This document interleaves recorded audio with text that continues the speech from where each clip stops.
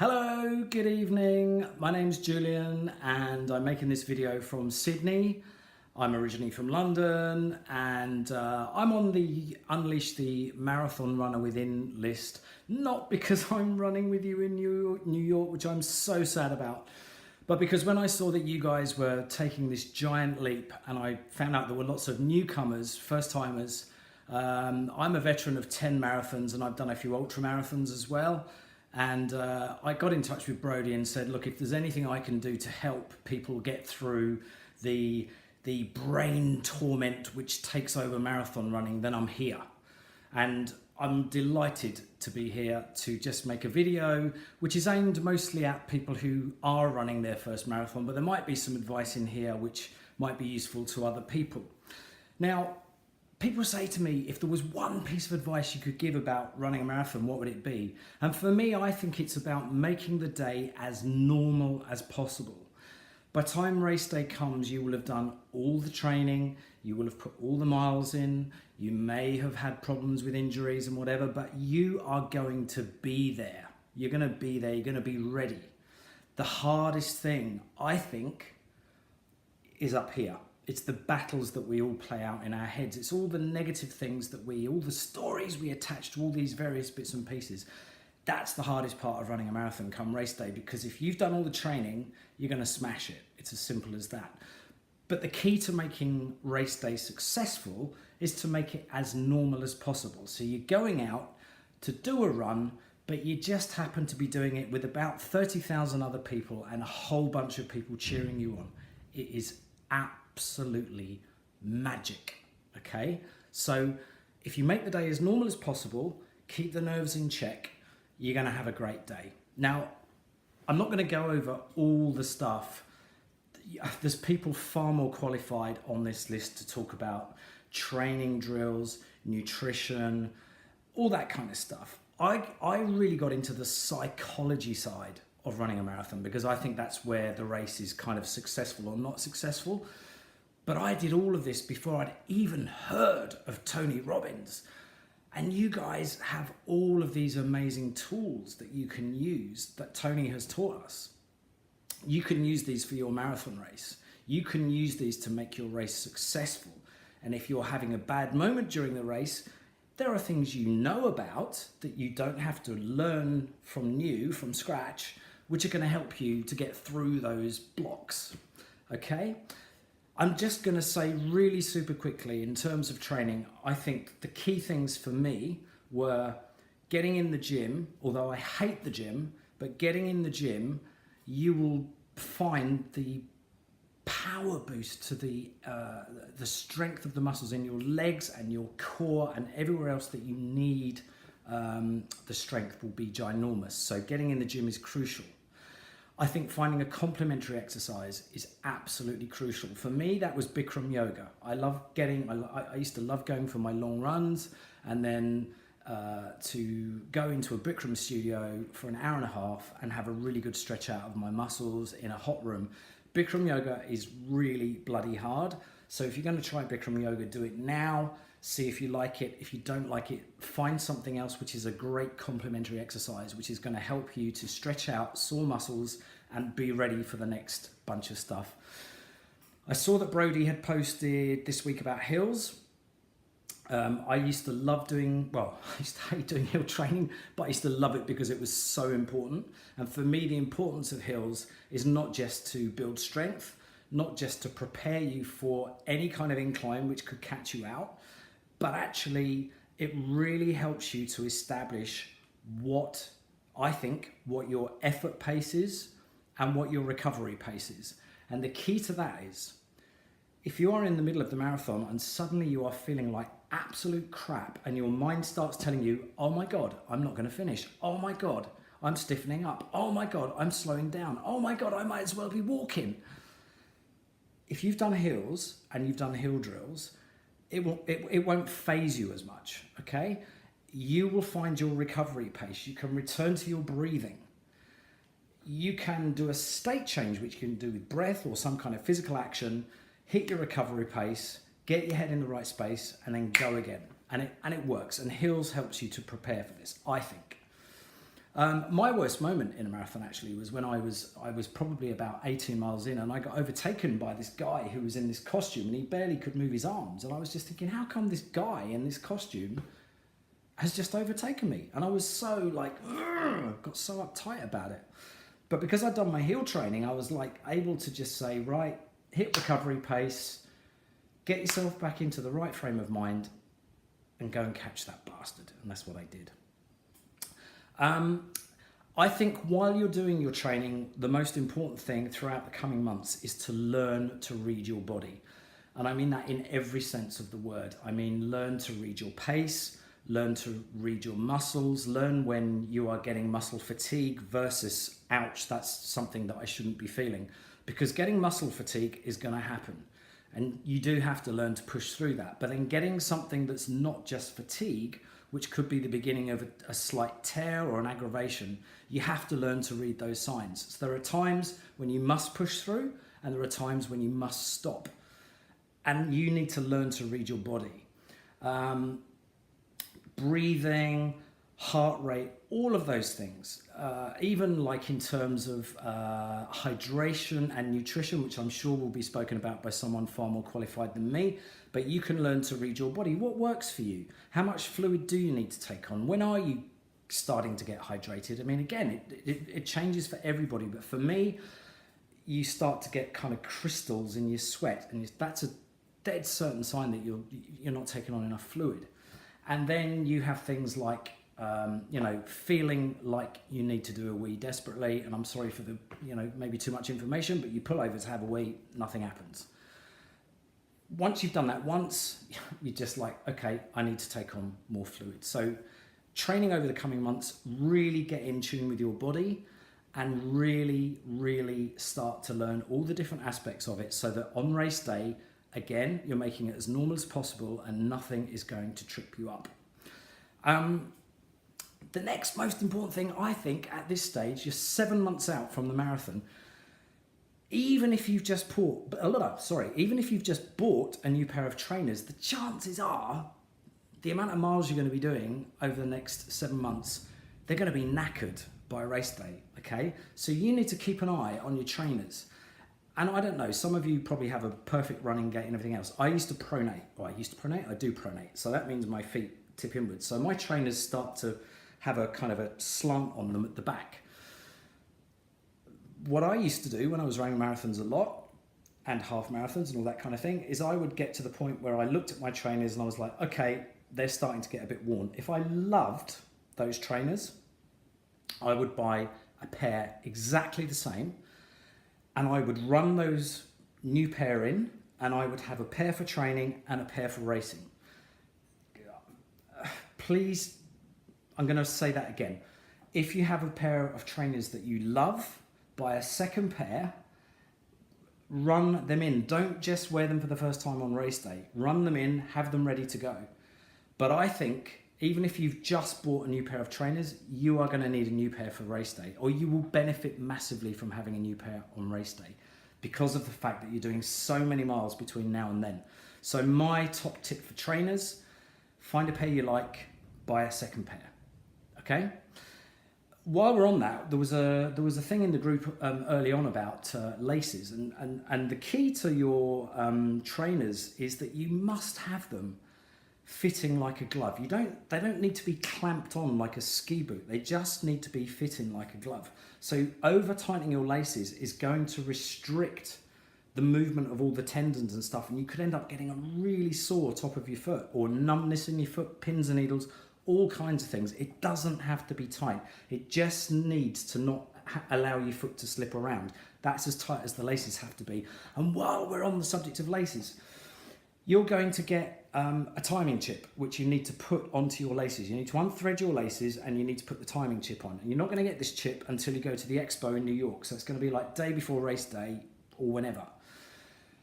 You need to then really make sure you do your laces back up and put your trainer on and get your laces right again, because potentially for like 2 months you're going to be doing up the laces and you've never undone them, and then suddenly a couple of days before race day you have to put this chip on.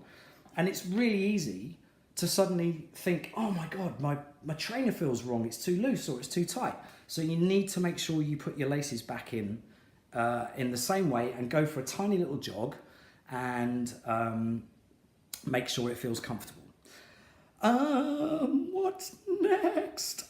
Clothing. Somebody asked about clothing the other day. There's so much amazing technical running clothing out there these days. The key to clothing is obviously you want to have stuff that has like no seams in it that could potentially rub. You want some of these fantastic new materials that are available which wick away the sweat. I mean, you're going to be drenched. You're going to be soaking wet. So forget about wick away. But you do need the technical clothing.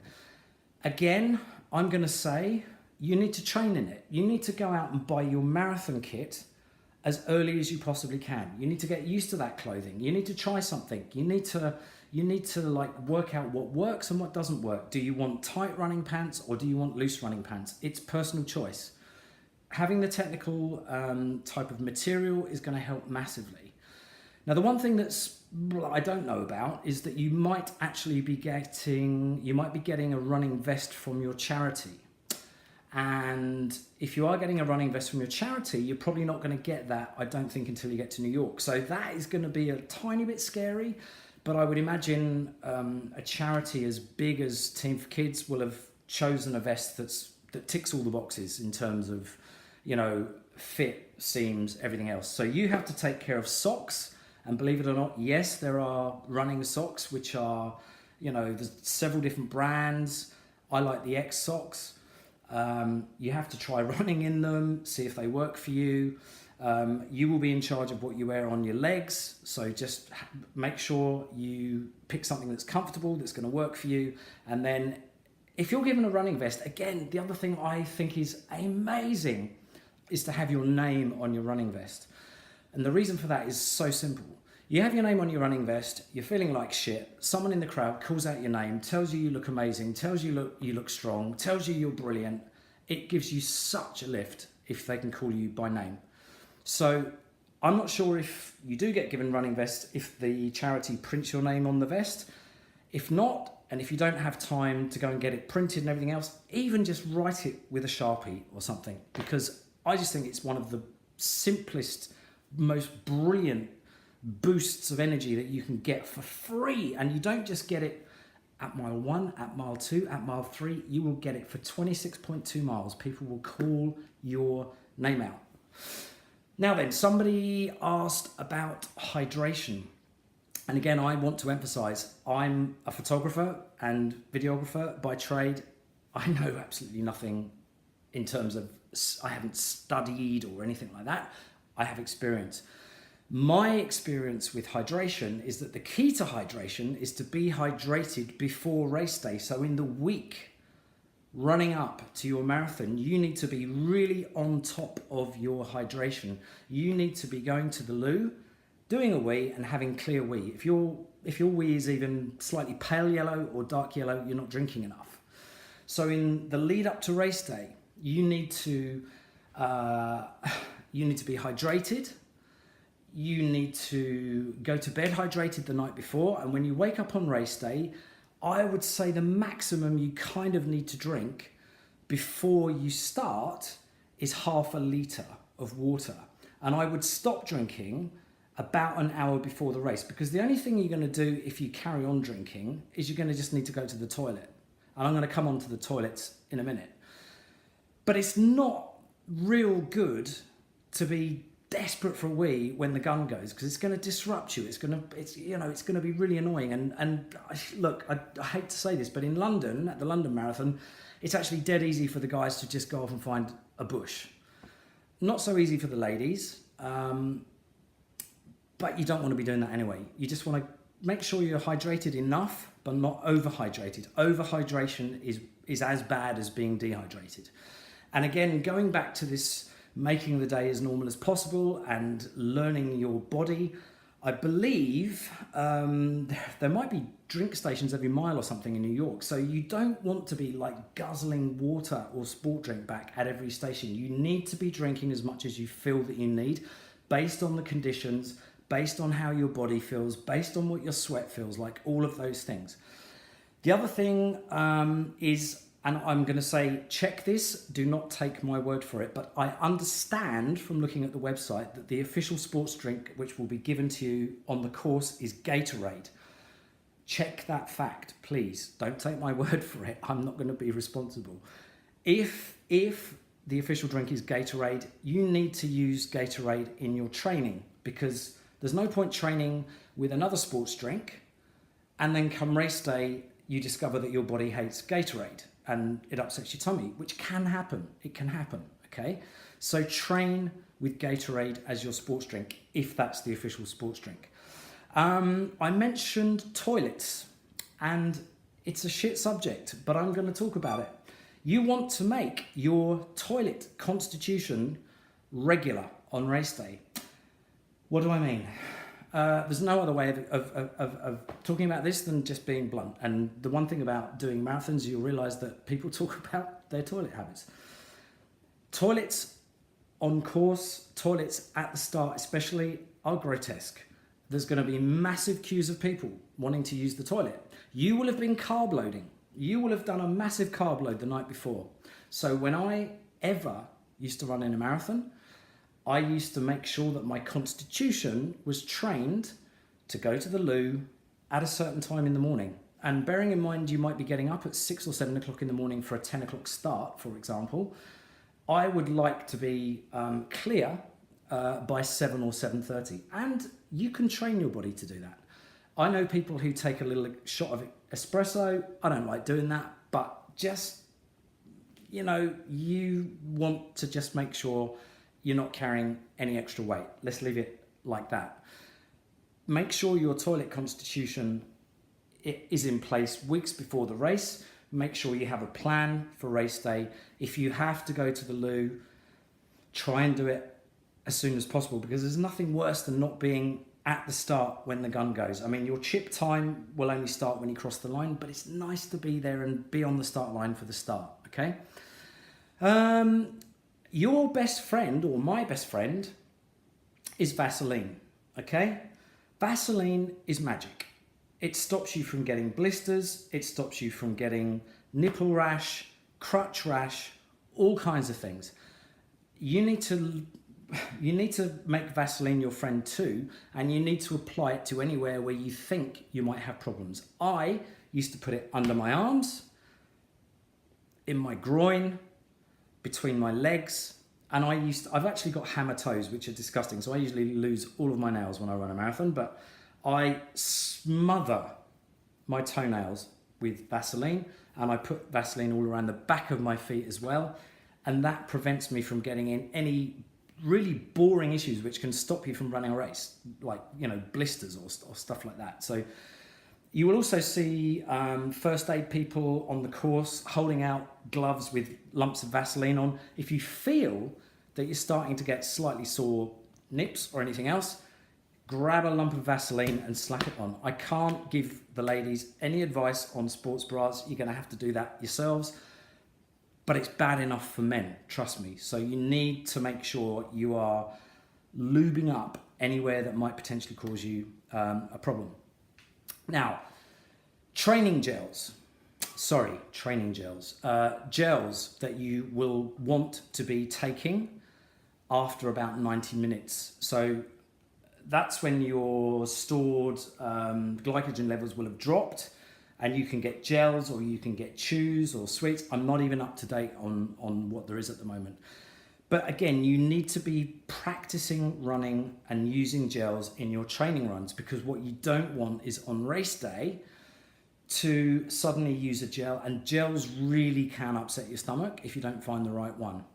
I also find them quite gluggy. I don't even know whether gluggy is the correct word, but gluggy, they kind of stick in your throat. So when you take your gel, take this like in a sachet, take your gel, squeeze it in your mouth, swallow it just before a drink station. Because if you do it just before a drink station, you can actually swill it down with a drink, gargle if you have to. I mean, some of them are quite revolting. Some are worse than others. Train with the gels you're going to use, take them just before a drink station, and you should be okay. You need to work out how long you're going to be on the course And then you need to be having one rough, or I would carry supplies for having one every half an hour to 45 minutes after 90 minutes that you are on the course for. Does that make sense? Probably not. How can I describe that in a different way? You want to work out how many blocks of 45 you're going to be out on the road running based on your predicted finish time after 90 minutes, and that's how many gels that you want to take. Next. Phantom injuries. I always used to wake up on race day and I used to think, oh my goodness, I've got a really tight hamstring or something like that. It's got nothing to do with an injury. It's got a lot to do with, again, up here. But if you wake up on a race day or just before race day and you think you have an injury, the chances are you haven't. So just be prepared for the phantom injury ghost to come and smack you one, okay? Lots of people train with headphones. I think training with headphones is fine. I personally don't do it. I think you are really doing yourself a disfavour if you run the race with headphones on. Why? Firstly, because of, I mentioned, having your name on the shirt and hearing all the people cheering you on and everything else. But it's just brilliant. The atmosphere is absolutely fantastic. I mean, if you have to run with headphones in, at the very least, take them out for the last sort of 5 to 10 kilometres, because the crowds are just unbelievable. But I think, I think of like when we're running a marathon, we are like blood running through this ginormous vein, and the crowds are like the oxygen which are feeding you. And if you're running with headphones on, you're going to get none of that. You miss all the bands, you miss all the cheering, you miss the clapping, you miss all of that, and it helps to fuel your running. So take your headphones out and run the race and take it all in, and also allow yourself to look around, allow yourself some memories, allow yourself to take it all in, so that when you finish you can say, oh my God, that section with that band, with the crowd, and they were all calling my name and it was amazing. That's what you want to take away from a marathon, really, I think. Now then, the next thing is actually slightly contradictory. I don't know if you all listened to Brody's podcast the other week. It was excellent. It was really excellent. But there was one thing I kind of am going to take issue with him. He said when he was running his marathon, he got emotional a couple of times. I would urge you to keep your emotions in check, because we all know that a negative emotion is very, very powerful, and it also takes more energy. So we're all running for different reasons. I say we're all running. I'm not running. You are all running for different reasons. And even if your only reason is to run for the charity, that's amazing. But you'll be running for yourself and for your charity. I ran a marathon shortly after my father died, and my emotions were all over the place. I had to keep checking myself, saying, no, keep focus. Every time I've crossed the finish line in a marathon, I've broken down in a flood of tears. Happy tears sometimes, usually, relief tears, sense of achievement tears, all of that kind of thing. I think if you start to feel yourself getting emotional, if you're running for a particular person or in memory of a particular person, you must change that energy into positive energy. Change that negative, spin it around, go through some of these techniques, get the thing spinning the other way, keep your energy positive until the end, and then just have a massive release at the end. Do not allow yourself to become overcome, I urge you, during the race, because it does have a negative effect. Coming back to the whole thing about learning your recovery pace, I think stopping running is really, really difficult when you're doing a marathon, because it's really hard to get going again. And that is why I think, again, having this recovery pace to return to, even if it's just above a walk, is so much better than stopping. So try to keep your emotions in check and try to keep moving, because, that is going to help you. That momentum is going to help you, and you will get through that hard part, okay? Which brings me on to hitting the wall. Hitting the wall is a medical thing that happens. It is not the end of your race, okay? If you do have to stop, if you do have to pull over, even if you have to go into a medical centre for a while, that does not have to be the end of your race. Do not let, unless there is serious medical concern if you continue. It doesn't matter if you're in a first aid station for half an hour or 45 minutes. If you feel okay to continue, go out and finish the race, because there is still a massive sense of achievement in crossing that finish line. You may be a tiny bit disappointed, but you do not have to stop running and give up if you hit the wall, okay? I have no advice for hitting the wall because it happens to everyone completely differently. I've done it once and it wasn't a kind of a mental hitting of the wall. I was running in Copenhagen and it was dead flat and we went under an underpass and all of the muscles in both of my legs just completely cramped up and I couldn't move. It took me about an hour to get the last 4 kilometers or something, but I was determined to get to the finish line. When I was living in London, when I wasn't running, I used to marshal. And the one thing I will say about marshals is there's lots of, most of them are volunteers. There's lots of incredibly good marshals at every marathon. There's lots of club runners who volunteer. There's like firemen, ambulance officers. There's lots of really, really sympathetic people out there trying to help you finish. But there are groups of people who know nothing about running. And I don't want to speak ill of volunteers, but in the London Marathon, we have a lot of volunteer medical people. And a lot of them are kids, and a lot of them have never even run 100 meters, never mind 26.2 miles, and they just don't understand the amount of work that's gone into being there and trying to finish. And I've had an argument with these people who are trying to say to someone, get in the ambulance, you need to go to hospital. I'm like, he doesn't need to go to hospital. He just needs to like have a little bit of a leg rub, have a gel, have some water, and be on his way, you know. So again, I just think unless you really feel like there is something seriously wrong, be in tune with your own body. And unless someone says, literally a paramedic or someone says, I would strongly advise you not to continue, just take your time, listen to your body, read your body. And if you think you can get to the end, then come hell or high water, get to the end, okay? Last couple of things, promise. There is a danger of going out too hard at the beginning. What happens in the London Marathon, which I've ran several times, is at the start, especially if you're in one of the sort of back of the pack groups. In London, I think there's 4 starts or 3 starts, definitely 3 mass starts and then a VIP start. If you're in one of the mass starts, and if you're in the red start, which is for the slower runners, sometimes you'll cross the line, you'll run for 100 meters, you'll stop again. And then you'll run for about another 200 meters and then you'll stop again because it's so congested. And when you finally are able to run, it can be like a mile into the race. And by then you're like, oh my God, my time, it's just gone through it's bottomed out already. So the temptation then is like, I've got to run quick, I've got to run really quick to catch up. Don't go out too hard, just, if anything, you can perhaps claw back those minutes in the middle section. Going out too hard at the beginning is a massive mistake. So even if you are slowed down at the beginning, when you finally start running, go at a conservative pace, okay? And build up to your race pace when you've got room. I want to just have a quick, you can follow, if you are set on doing a time, there are paces that you can follow. I've never done that, and the reason for that is I think if you are following a pacer and you start falling behind, it plays bigger tricks with your head.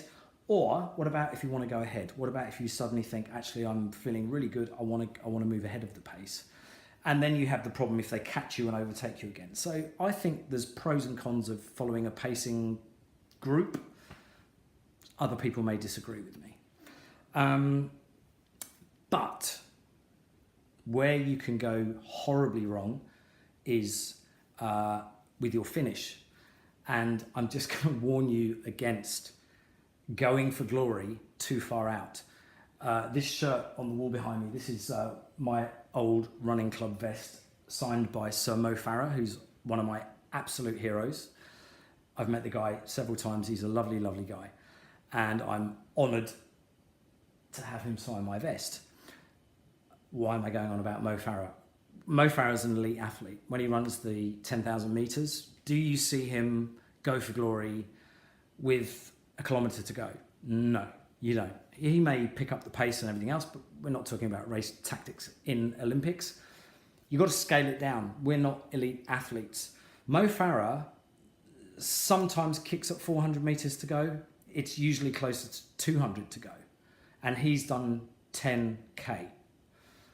Okay, he's an elite athlete.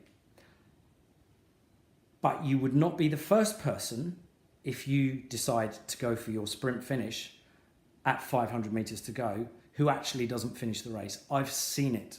I've seen people go for glory and pull a hamstring.